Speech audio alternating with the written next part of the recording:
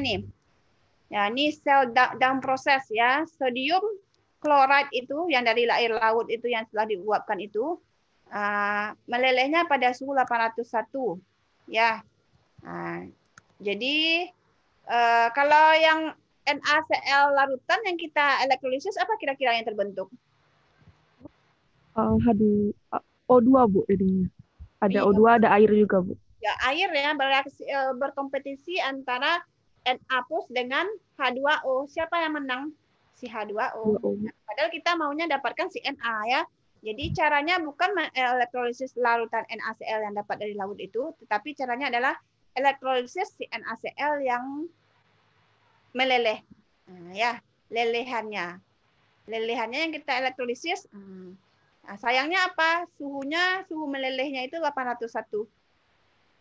Ya, cukup tinggi nih. Jadi perbedaan 220 ini sangat signifikan bagi pelaku usaha gitu ya. Jadi caranya apa? Dimasukkanlah kalsium klorida sana supaya suhu titik lelehnya itu merendah ya, menurun gitu ya. Jadi komposisinya nih sebenarnya kayak ini, kalsium klorida itu sendiri sebenarnya suhunya 772 ya. 772 nih. Memang lebih rendah dari NaCl, tapi secara logika suhunya juga tinggi kok ya. Tapi apa kenyataannya? Kalau dicampur dia gitu ya, 33% NaCl, 67% kalsium klorida, menurunlah titik leleh si NaCl menjadi 580. Nah, itu kenyataannya. Ya. Jadi dengan titik leleh yang lebih rendah ini lebih komersial nih ya. Nah, ini ya. Ini anak NK mungkin ini kerjanya nanti nih kalau pergi ke pabrik mencari-cari cara untuk mendapatkan efisiensi produksi yang lebih tinggi gitu ya. Dicari-cari. Ini kan hasil apa nih uji coba di labor pabrik ini ya, dicari-cari lah. Kalau campur kalsium klorida menurun dia. Nah, ini dia ya. Terus kalau lelehan berarti tidak ada H2O di sana. Jadi yang akan tereduksi adalah si Na+, yang akan teroksidasi adalah Cl2. Nah, sekarang kalau prosesnya sudah berjalan, si Cl2 bisa dipisahkan dari Na ya. Na-nya terpisah dari Cl2. Terus apa yang terjadi? Kalau kita ingat tadi suhunya apa? Sangat tinggi ya. Iya, Bu. 580 tadi ya. Nanti dia keluarnya masih dalam bentuk lelehan. Gitu ya. Terus ini dia. Karena tadi kita masukkan juga CaCl2, nanti ada juga si Ca yang tereduksi tadi, si Ca2+ itu tereduksi, tapi nilainya adalah 0,2%. Nah, 0,2% ada di lelehan yang kita dapat tadi itu ada sekitar 0,2% Ca ya. Ca2+ tereduksi menjadi Ca ada sekitar. Jadi tidak murni dia. Nah, ya. Tapi apa yang terjadi kalau kita turunkan suhu produk di sini tadi tempat mengeluarkan si Na liquid itu kita turunkan suhunya menjadi 110, si kalsium itu mengeras dia ya, pada suhu ini mengeras dia sehingga dia bisa dipisahkan dari lelehan Na yang masih meleleh tadi. Nah, ya, jadi ini pure sodium remains liquid. Si Na yang murni itu masih liquid dia. Jadi sedangkan si Ca sudah mengeras dia pada suhu 110 itu. Ya. Nah, kalau dia mengeras itu dia jatuh ke bawah ya. Jatuh dia ke bawah, liquid yang murni tadi itu bisa dipisahkan. Sehingga didapatlah Na murni dari sana. Ya, bisa diapakan?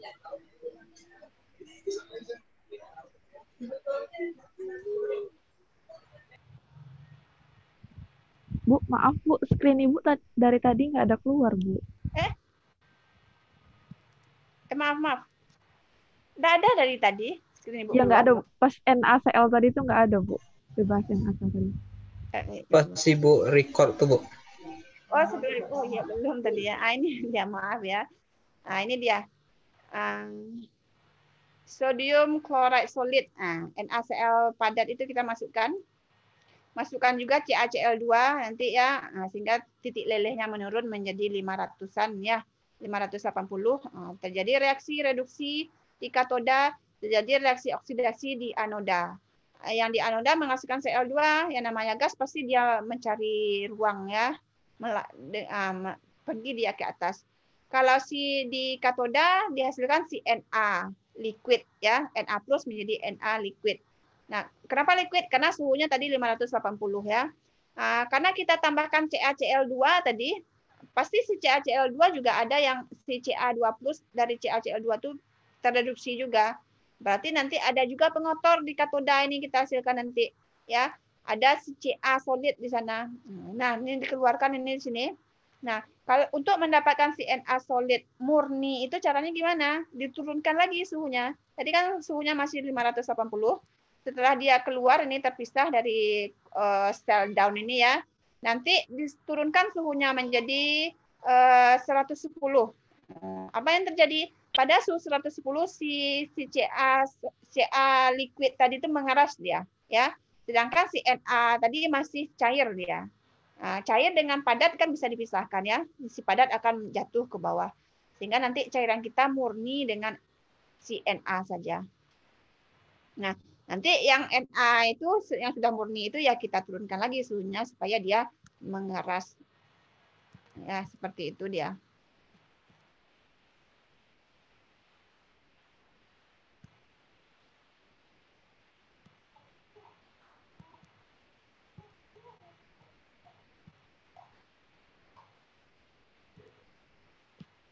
Nah, itu yang menarik dari apa?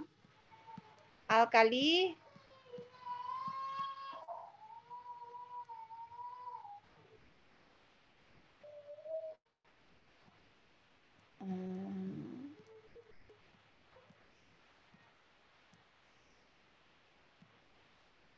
ini aspek biologinya lagi. Nih ya, sodium ini, sodium and potassium ions. Nah, ion sodium dan ion kalium itu sangat berguna dalam untuk kehidupan kita.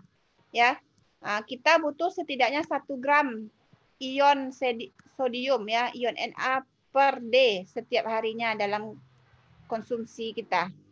Ya, nah, ini dia. Because of our addiction to salt and food, the intake of many people is as much as 5 times that value. Kalau orang kita yang suka asin itu banyak 5 kali malahan ini. 5 kali, 5 kali di 5 kali 5 kali apa? 5 kali dosis yang dibutuhkan oleh tubuh kita. Kalau apa? Artinya apa kalau kita lebih banyak makan garam apa nanti kira-kira? Apa yang terjadi?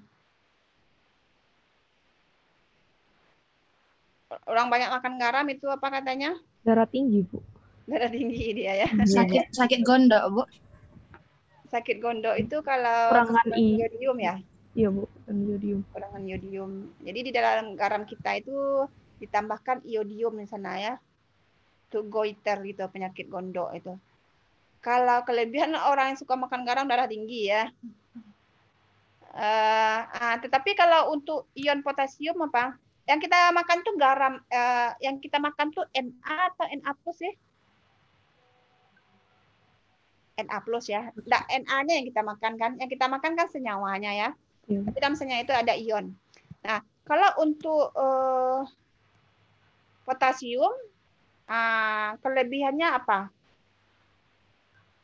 Kelebihan potasium itu jarang jadi masalah ya. Yang jadi masalah itu apa? Kekurangan potasium. Ion potasium nih maksudnya ya.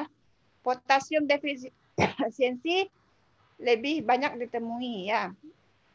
Jadi kita harus pastikan nih, kalau kekurangan Na jarang terjadi karena kita suka makan garam kan.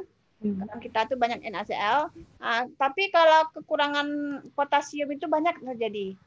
Lebih banyak terjadi di kehidupan kita. Jadi kita harus pastikan kita harus diet dalam diet kita itu makanannya harus kaya dengan potasium. Nah, di mana kayaknya di pisang ya. Pisang sama kopi, yang suka kopi itu cukup potasiumnya. Yang suka pisang juga cukup potasiumnya. Ya. Jadi jangan malu kalau yang suka makan pisang seperti monyet katanya ya. Jangan malu karena pisang itu kaya dengan kalium ya, kalium. Ini kalium ini. Kalau enggak makan garam juga enggak boleh ya. Karena di dalam darah kita itu sendiri ada sebenarnya ion itu. Jadi kalau kekurangan dia nanti ingat osmosis namanya bisa terjadi. Kalau kelebihan makan garam, apa yang terjadi? Bisa dehidrasi kita ya. Dehidrasi itu apa? Kekurangan air soal kita ya. Kalau kita kekurangan gimana? Bisa menggelembung juga dia. Menggelembung juga sel kita. Kalau dehidrasi mengempis dia karena airnya keluar, akhirnya pecah juga. Kalau kita kekurangan air dari luar yang masuk ke sel kita ya, akhirnya menggelembung, akhirnya pecah juga. Jadi artinya apa? Kita harus pastikan yang kita makan itu sesuai dengan kebutuhan, gitu ya. Seperti yang orang terdampar di laut tuh nggak boleh minum air laut ya. Memasak air laut tidak boleh ya, karena konsentrasi Na+-nya sangat tinggi, gitu ya. Nah, apa yang terjadi? Bisa dehidrasi kita, pecah sel kita itu ya. Mengempis dia akhirnya pecah juga.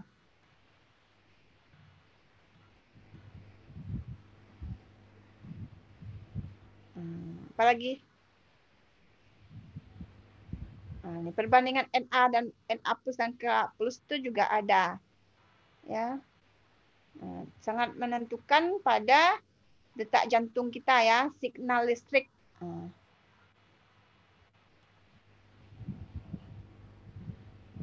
Otak kita juga. Nah, apa katanya? Most of the 10 watt of power. Nah, berapa power yang dihasilkan oleh otak kita? Senilai 10 watt itu. Otak kita menghasilkan daya senilai 10 watt ya. Terbangun atau tertidur ya. Karena apa? Hasil dari apa? Na+ dan K+, Bu. Fosfat enzim pumping potasium. Ya, ini pelajaran biokimia ini. Ada enzim adenosin trifosfat yang memompa potasium, ion potasium ke dalam otak dan memompa ion sodium keluar dari otak. Ini bekerja di otak kita nih. Kalau kita kecelakaan apa katanya? Shock misalnya otak kita karena kecelakaan. It is a massive leakage of the alkali metal ions ya. Terjadi kebocoran ion logam alkali di dalam sel itu, dinding sel. Ya, yang menyebabkan kita shock itu. Bocor dia kalau kecelakaan bocor dia. Shock kita jadinya.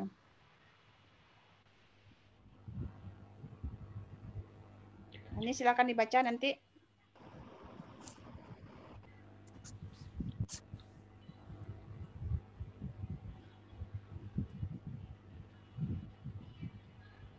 Kalau di sini kita lihat, ini contohnya LiOH pembuatan sabun lunak, tahu sabun lunak? Itu LiOH hidroksidanya ya. Kalau sabun cuci biasanya NaOH ya. Sabun kita itu reaksi esterifikasi ya. Itu kalau hidroksidanya LiOH, sabunnya jenisnya sabun lunak namanya. Kalau NaOH, sabunnya sabun keras namanya ya. Pernah dengar istilah sabun lunak sama sabun keras? Sabun lunak sama sabun keras itu bedanya di hidroksida yang direaksikan ya. NaCl banyak ya. Pokoknya satu senyawa bisa juga digunakan untuk membuat senyawa yang lain. Nih kalau untuk membuat NaOH berarti yang dielektrolisis itu adalah larutan NaCl ya.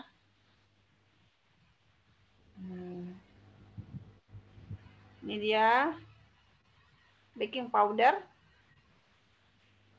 KCl untuk pupuk, KOH juga untuk pembuatan sabun, sama LiOH, sabun lunak, K2CO3 gelas ya, kalium karbonat, saltpeter tadi, bahan peledak. Banyak. Ini silakan di screenshot aja. Ya, Bu. Sudah, Bu. Sudah. Sekarang mungkin kita lanjutkan ke alkali tanah lagi. Belum lagi ya. Yang ini belum lagi diceritakan. Jadi alkali itu nih ya, coba dilihat nih siapa yang banyak menemukan ini. Ya, Na si Davy, Sir Humphrey Davy, kalium juga. Ya, banyak orang Inggris gitu ya. Ini Bunsen ini rubidium, cesium Bunsen juga. Jadi pernah ceritanya waktu itu orang Prancis tuh marah dia kan berlawanan dengan orang Inggris tuh. Banyak orang Inggris yang menemukan unsur-unsur ini, termasuk unsur logam alkali tanah ini ya. Ini Sir Humphrey Davy juga yang menemukan ini. Nih, banyak ya. Jadi sempat marah Napoleon yang orang Prancis waktu itu, kenapa kok orang Inggris banyak yang menemukan patennya. Akhirnya tahun 1939 ada juga rupanya orang Prancis yang menemukan alkali ini, namanya Margaret Perry. Ya, jadi dinamainya unsur itu dengan nama negaranya, francium.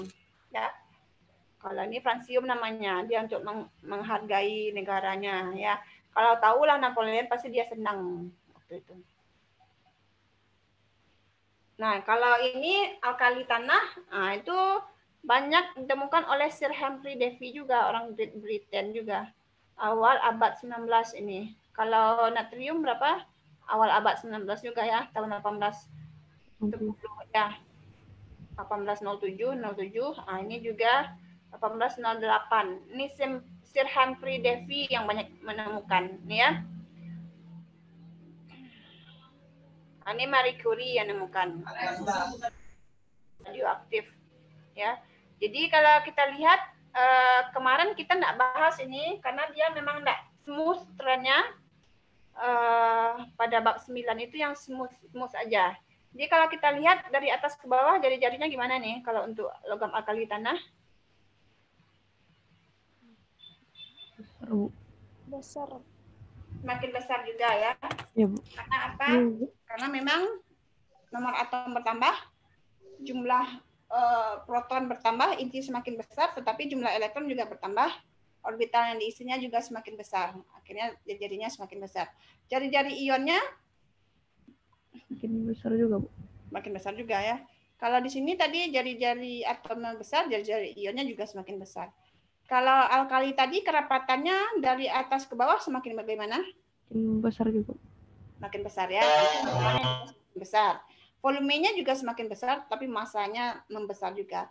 Ini rapat muatan ya, densitas charge density atau rapat muatan. Kalau kita lihat bagaimana?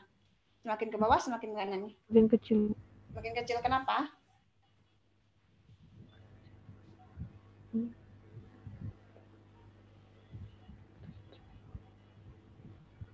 Kenapa ya? Kalau kerapatan tuh massa per volume. Kalau muatan apa? Muatannya per volume ya. Rapat muatan tuh muatan per volume. Muatannya sama ya, +1 semuanya ya. Rapat muatan ionnya +1, muatannya, volumenya berbeda-beda. Volume semakin ke bawah semakin besar. Akhirnya rapat muatan juga semakin kecil ke bawah. Ya. Dengan alkali tanah tadi kerapatannya, rapat ionnya juga semakin kecil. Kenapa? Muatannya sama-sama +2, tetapi volumenya semakin besar ke bawah ya. Akhirnya rapat muatannya juga semakin kecil. Ya. Kalau kita lihat rapat muatan Mg 120, Na berapa? 24 gitu ya. Coba mungkin yang kita bandingkan itu kerapatan Be 1,85, Li berapa? 0,5. Jadi kalau kita bandingkan yang mana yang besar kerapatan alkali atau alkali tanah? Alkali tanah ya. Dalam satu periode besar alkali tanah lagi. Ini potensialnya di sini kenapa tidak ada ya potensial? Ini potensialnya. Ini potensial apa nih maksudnya? Potensial reduksinya kayaknya, Bu. Potensial reduksinya? Ya. Karena dia itu dia cenderung teroksidasi ya. Kalau teroksidasi dia positif, berarti kalau negatif potensial reduksinya ya. Ini diambil dari tabel nih. Tabel yang ada di handbook itu kan potensial reduksi ya.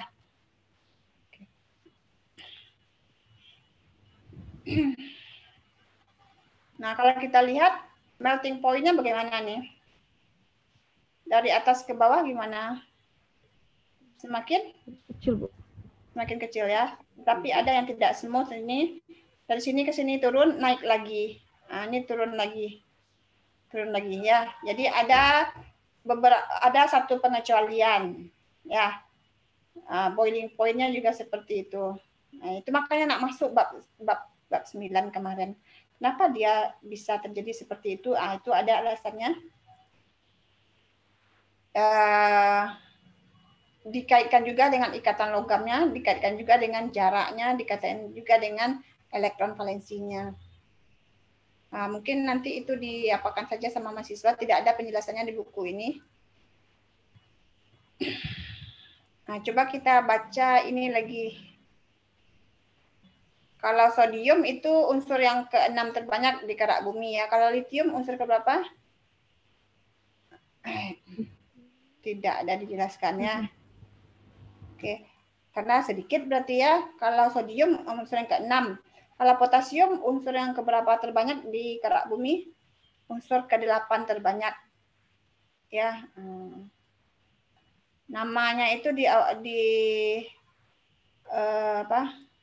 diambil dari nama potash. Potash itu artinya apa tuh? Abu pot ya. Karena dia dihasilkan dari sisa pembakaran kayu. The name of element is derived from potash, a made up word for K2CO3. Nama apanya potash K2CO3. Diisolasi dari potash, leftover from wood fire. Ya, sisa pembakaran kayu. Kalau apa tadi sodium itu dari nama caustic soda ya, karena awalnya dia diambil dari sini. Ya, itu makanya namanya sodium soda ya. Kalau potasium potash dasar katanya. Unsur ke-8 natrium unsur ke-5 ke-6 terbanyak. Kalau rubidium, cesium itu apa? Dua zat kimia yang paling reaktif, Bu, di logam alkali. Ya, fransium reaktif ini berat ya. Kalau dibandingkan fransium lebih berat lagi, tapi fransiumnya reaktif ya.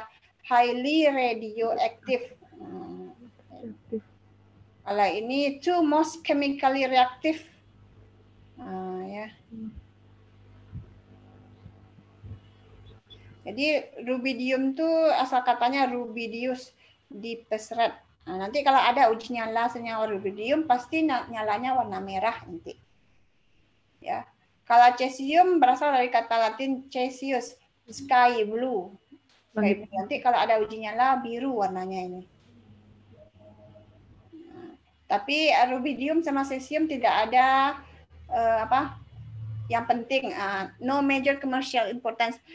Tidak ada hal penting dari dia secara komersial ya. Tapi kalau Na tadi ada, K banyak ya. Kalau Li juga banyak. Cesium dan rubidium tidak banyak. Kalau alkali tanah ini berilium. Ini banyak juga digunakan ini. Berilium itu ditemukan tahun 1708 dari batu permata beril namanya. Dan emerald. Ya. Di pertama kali itu dibuat dari reduksi BeCl2 dengan K. Ya. Banyak ditemukan di Brazil sama Afrika Selatan. Senyawanya sangat toksik. Ya, senyawa berilium ini sangat beracun, apalagi kalau terhirup sebagai debu. Ya. tetapi dia tetap digunakan dalam membentuk alloy. Ya. Kenapa? Nah, karena dengan menambahkan berilium beberapa persen ke tembaga dan nikel mengeras alloynya itu ya. Terus corrosion resistant dia. Resisten dia terhadap korosi. Jadi banyak digunakan di dalam mesin pesawat terbang. Sama instrumen yang mengedepankan presisi. Itu berilium. Kalau magnesium, senyawa magnesium ya. 7 most abundant element in aircraft. Nomor 6 tadi natrium ya.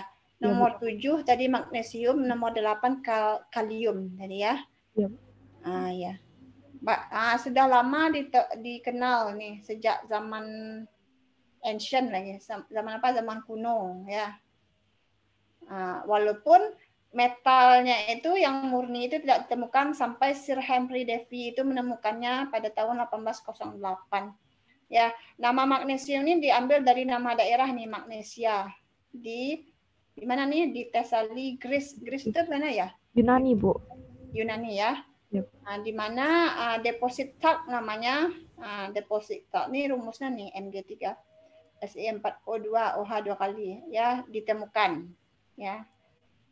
Dari sana namanya magnesium itu. Karena ditemukan deposit talc namanya banyak mengandung magnesium. Kalau mineral lain banyak juga mengandung magnesium. Dolomit itu ini CaCO3, MgCO3. Di mana banyaknya ini? Di laut ya, dasar laut, di gua-gua. Magnesit MgCO3. Itu banyak ditemukan di samudra, world ocean. Infinite supply ya. Infinite supply itu karena air laut kita 0,13%-nya adalah Mg. Banyak juga ya. Kalau NaCl berapa tadi? 0,3, Bu. 3% ya. 3% tadi. 3%, Bu. 3%. 3% ya, lebih banyak ya. Mg juga banyak. 0,13% itu bayangkan air laut kita itu berapa jumlahnya itu ya. 0,13% diantaranya itu adalah Mg. Ya, ketika si Mg ini dialloykan dengan aluminium, dia digunakan sebagai bahan bangunan ya. Bahan kerangka bangunan ya. Karena apa? Karena kekuatannya tinggi, kerapatannya rendah ya. Kerapatannya rendah tadi berapa tuh? Kurang dari 5 tadi. Is in machining, mudah dibentuk gitu ya. Mesin-mesin pesawat sama mesin mobil banyak menggunakan alloy magnesium. Alloy dari magnesium ya. Karena kerapatannya rendah tadi. Coba kita lihat berapa kerapatan magnesium. Nih 1,74 rendah kan?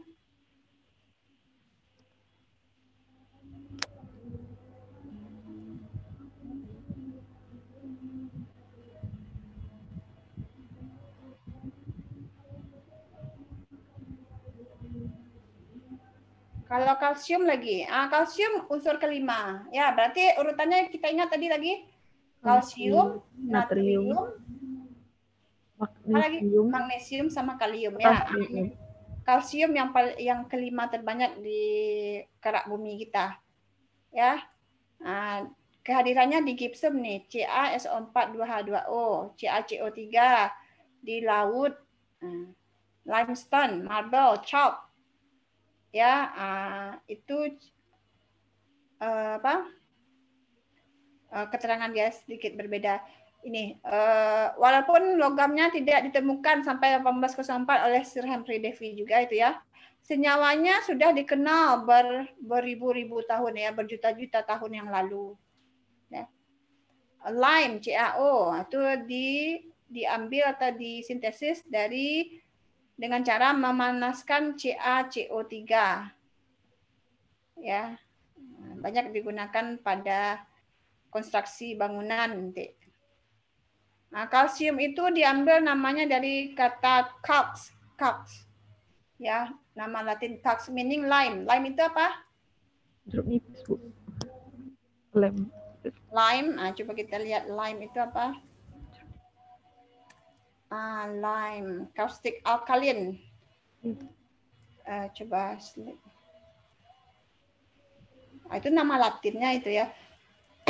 Calx.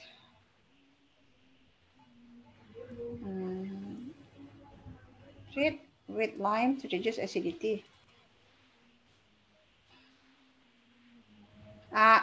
Penggunaan secara industri yang utama dari logam kalsium ini adalah untuk alloy juga, untuk mengeraskan aluminium.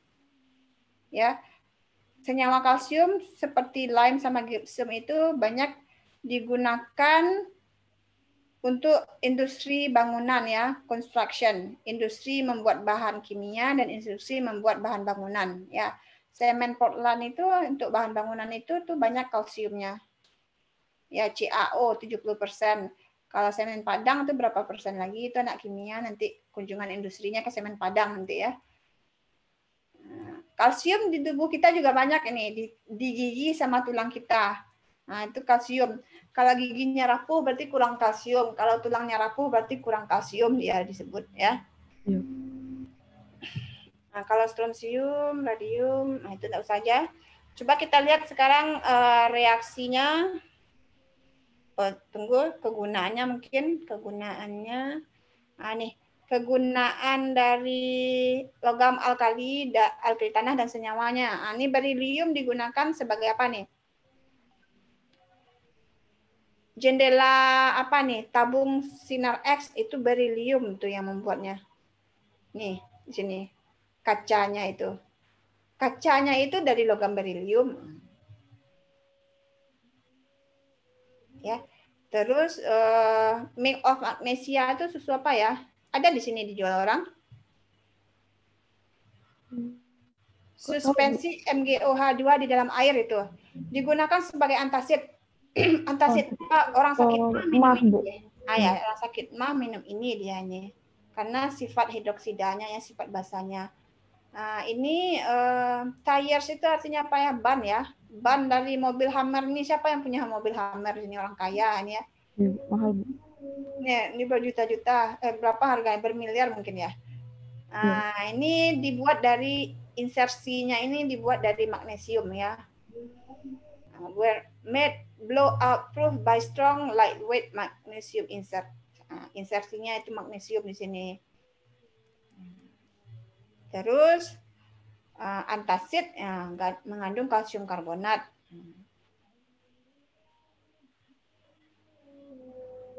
Ini ada mungkin yang sakit mah suka minum ini. Terus kalsium karbonat, nah itu banyak digunakan untuk apa? Untuk menetralkan keasaman di danau. Jadi orang nih menyemprotkan CaCO3 di sini nih. Kenapa air danaunya bisa asam? Kalau air danaunya asam, apa yang terjadi? Merugikan kan? Bisa mati ikannya ya. Kenapa dia bisa asam? Karena ada hujan asam ya. Kenapa ada hujan asam? Karena banyak polusi di udara ya. Kalau di daerah-daerah tertentu, daerah pabrik itu banyak yang asam danaunya karena polusi dari pabrik itu sangat banyak dicampur dengan air hujan, menyebabkan hujan asam. Hujan asamnya jatuh ke danau, mati ikannya. Jadi untuk menetralkan keasaman itu ditambahkan ini CaCO3 ini. Di Indonesia entah ada atau enggak, itu enggak tahu juga Ibu ya. Yang ambil mata kuliah kimia lingkungan mungkin ini kajiannya nanti ini. Ada enggak danau kita yang bersifat sangat asam? Apa yang dilakukan untuk mengurangi keasamannya? Jadi polusi nitrogen oksida, ya. Acid rain result from the burning of sulfur containing material. Membentuk H2SO4 berarti nanti H2SO3. Dari nitrogen oksida membentuk HNO3, HNO2 ya, jatuh ke air, asam jadinya danaunya. Di danau banyak ikan, mati ikannya jadinya. Nggak bisa kita makan ikan lagi. Nah, terus yang lainnya ini ya BE, silakan di screenshot. BE itu untuk kaca tabung sinar X. Ya, kalau Mg banyak dibuat membentuk alloy materi bangunan ya. Kalau magnesia itu ya pembuatan batu makanan hewan. Nah, susu magnesia MgOH2 sebagai antasid. Magnesium sulfat itu sebagai pupuk. Banyak laginya, coba mungkin ini cuma yang baru terangkum oleh Ibu. Sebenarnya banyak lagi kelebihannya, penggunaannya. Ya, terus reaksinya lagi kalau alkali sangat reaktif, kalau alkali tanah bagaimana? Reaktif juga ya. Tapi kalau dibandingkan dengan alkali memang dia kurang reaktif. Oh, ini sudah alkali tanah ini. Ya. Dia dengan oksigen juga bereaksi membentuk magnesium oksida, ya. Kalau dia berlebih, dia juga bisa membentuk apa nih? Peroksida. Tapi yang bisa membentuk peroksida itu bukan semua unsur alkali tanah, tapi cuma Ba. Kenapa? Itu nanti kaitannya adalah dengan rapat muatannya. Terus dengan hidrogen dia juga bereaksi pada suhu tinggi membentuk hidridanya. Dengan nitrogen juga. Dengan nitrogen dia juga bereaksi nih pada suhu tinggi. Ya, dengan fosfor, dengan air juga membentuk hidroksidanya, dengan amonia juga. Tapi syaratnya apa? Dengan adanya katalis sama panas. Suhu tinggi maksudnya. Nah, ini contoh reaksinya, magnesium ini terbakar di udara menghasilkan nyala yang putih. Ya, dia reaktif juga. Di udara bereaksi membentuk nyala putih dia. Ya, terus coba kita lihat aman sintesisnya lagi. Kalau Na itu disintesis dalam sel down namanya. Kalau alkali tanah, nama selnya itu adalah sel down namanya nanti. Ini sel down. Jadi yang disintesis itu tetap MgCl2 karena Mg itu banyak di laut tadi ya, sekitar 0,13%. Yang diambil dari laut juga si MgCl2 itu. Tapi dia dipisahkan dari air, diambil juga moltennya nanti, dimasukkan ke sel yang sama. Tapi bukan sel down namanya lagi, sel down namanya lagi. Jadi si MgCl2 ini dilelehkan sehingga terjadi reduksi Mg2+ di katoda, oksidasi Cl- di anoda. Ya. Oke.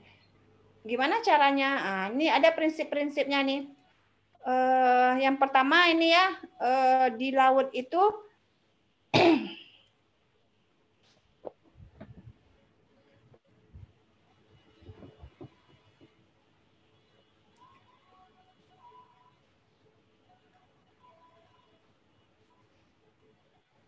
ini mungkin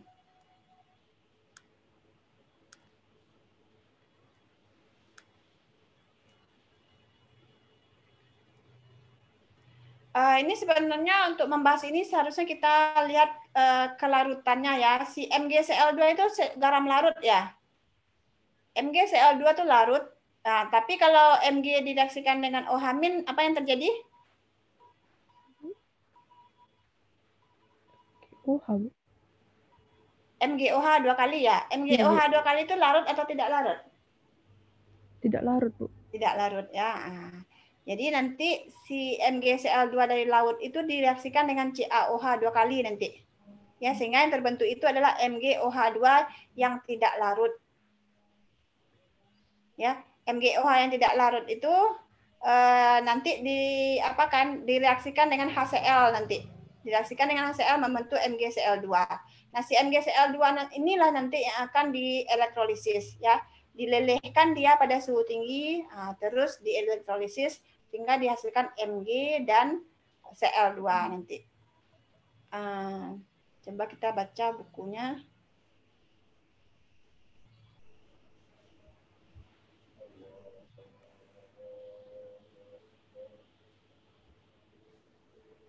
Nah, ini dia. Kalau di laut, dia yang ke-6 banyaknya setelah sodium dan Cl-. Ya. Jadi dia diambil dari laut memang. Ya. 1 kilometer air laut itu punya 1 million ton magnesium ion. Ya. Million ton ya. 1 kilometer, 1 kilometer kubik air laut itu kita ambil, isinya sekitar 1 million ton. Million ton, 1000 million kilogram, itu isinya. Nah, 10 pangkat berapa ini? 10 pangkat 3, 10 pangkat 6, 10 pangkat 9 kilogram. Nah, banyak kan? Iya, kilogram Mg2+ ya. Jadi memang dari air laut juga diambilnya. Ya. Jadi caranya gimana? Dengan memanfaatkan prinsip kelarutan, ya. Jadi magnesium hidroksida punya kelarutan yang rendah, ya, daripada CaOH 2 kali, ya. Suspensi kalsium hidroksida ditambahkan ke air laut, ya. Jadi suspensi CaOH 2 kali itu yang kelarutannya lebih besar dari MgOH 2 kali ditambahkan ke air laut. Sehingga apa? Si Mg2+ dari air laut itu akan mengendap, ya, membentuk MgOH 2 kali. Ya. Kita kan mau dapatkan MgCl2 tadi. Jadi si MgOH 2 kali itu kita reaksikan dengan asam, ya, HCl. Ya, membentuk MgCl2 dan H2O. MgCl2 itu kan larut, jadi terbentuk larutannya. Nah, caranya gimana? Pisahkan, evaporasi dia, ya, pisahkan air dengan MgCl2. Ya, dikeringkan dia sehingga kita dapat MgCl2 solid itu. Ya. Nah, nanti si MgCl2 itu kita panaskan juga sampai titik lelehnya sehingga dia nanti bisa tereduksi sehingga terbentuk Mg2+ dan Cl-. Nah, kalau elektrolisis berarti Mg2+ menjadi Mg, Cl- menjadi Cl2. Ya, seperti itu juga prosesnya.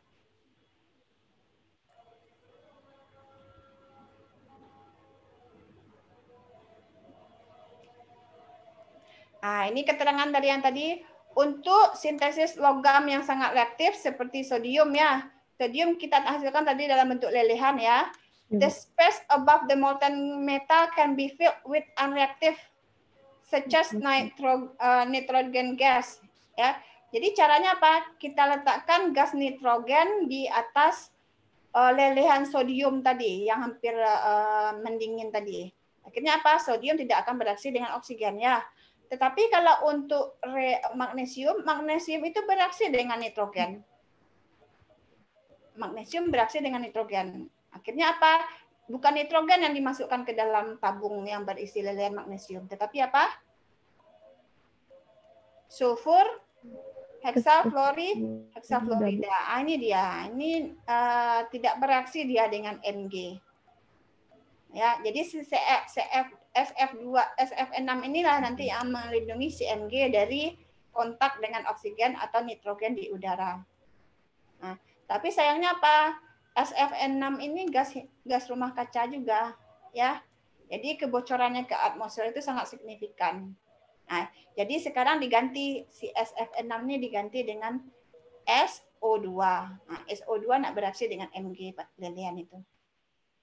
Nah, itu dia, ya. Jadi prinsip yang digunakan dalam mensintesis zat itu memang dilakukan dengan mempertimbangkan sifatnya, ya, kelarutannya kah dan reaksinya kah dengan zat-zat yang ada di sekitarnya, ya. Jadi kalau si Mg itu bereaksi dengan nitrogen, ya. Akhirnya apa? Jangan nitrogen yang dimasukkan ke dalam tabungnya, dimasukkan SF6. Nah, setelah itu ditemukan SF6 ini gas rumah kaca nih, nggak bagus untuk alam kita, sehingga nanti digantikan juga dengan SO2. Nah, seperti itu cara orang kerja di pabrik, ya. Jadi nanti kalau kerja di pabrik bukan sekedar mencek prosesnya, ya, tapi juga nanti mencari usaha supaya efisiensi pabrik menjadi meningkat. Nah, itu nanti kerjanya, ya. Coba tanya sama senior nanti. Kalau kerja di pabrik itu ngapain aja, ya? Kita mereaksikan sajakah, ngontrol sajakah, atau ada enggak tugas lain untuk mencari efektivitasnya? Melakukan penelitian enggak nanti di pabriknya nanti, ya. Seperti itu kira-kira bisa dipahami? Insya Allah bisa, Bu. Kalau saya ini sudah Ibu apakan di e-learning tapi dalam bentuk PDF. Ya. Mudah-mudahan ini bisa membantu, ya, karena kalau kimia unsur ini memang kewalahan kita, ya, maunya semua unsur mau dibahas tapi tidak mungkin, gitu, ya. Satu bab aja lama membahasnya. Jadi 1-2 hampir selesai. Insya Allah hari Senin mungkin, atau kita perlu diskusi dulu, ya, kayaknya. Di lokal satu lagi belum sampai nih. Kita diskusi aja, ya. Kita bahas soal yang ada di buku. Ya, coba Ibu carikan nanti soalnya. Kalau untuk alkali ini soalnya ada 35. Nanti kita pilihkan nanti yang mana yang apa? Yang kira-kira sangat krusial gitu ya. Ya. Baik, Bu. Gimana mahasiswa yang lain bisa dipahami?